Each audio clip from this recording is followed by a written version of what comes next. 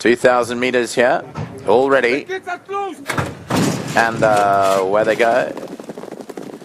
Good enough start for them over here, with So Long Spring breaking well. The BFG, the Bosbok and Kamakura all up in the vanguard in the early stages. Mr. Money and the Bee's Knees are racing further back, with Revelation at the tail end of the field, and that's racing about 6 lengths off the leader.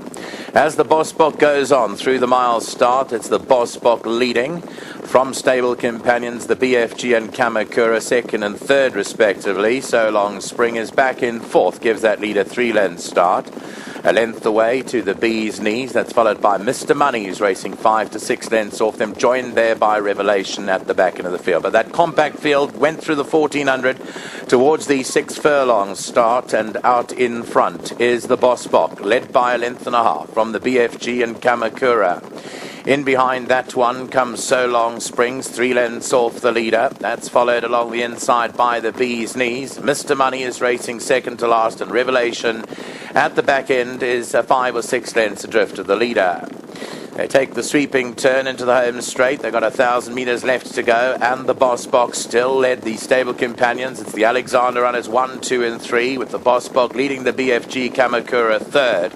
So Long Spring, the pink cap, is back in fourth. That's followed by the Bee's Knees up along there inside. Mr. Money and Revelation have to get past everything, and they've got 6 lengths to make up. They head down into the home straight now, 500 to go, and it's the Bosbok, the leader, with Kamakura, the Bee's Knees the far side. Then So Long Spring further back now to Revelation, who's starting to get moving on, and Mr. Money behind that. The BFG's dropped to the tail end. It's the Bosbok with 250 metres to go. So Long Spring wider out. Revelation between them's picking up.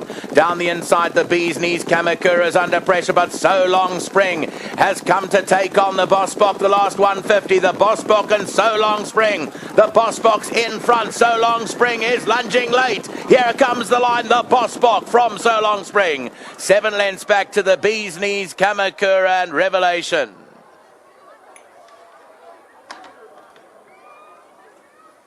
Another close finish over here at Turffontein between the Bosbok and So Long Spring. It's going to be once again heads up and heads down.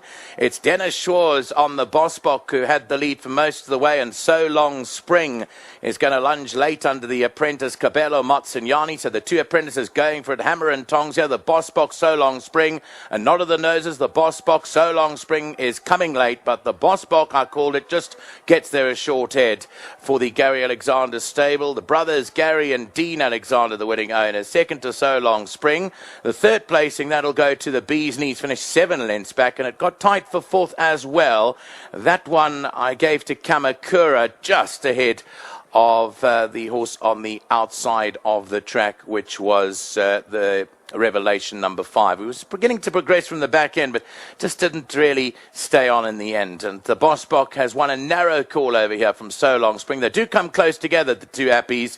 It's apprentice Shaw's and apprentice Matsunyani here. There was a case of heads up, heads down, but the Bosbok has provided the Alexanders with their winner in race 5. It's the son of A.P. Arrow, bred at Summerhill Stud, and winning his second race from 12 starts.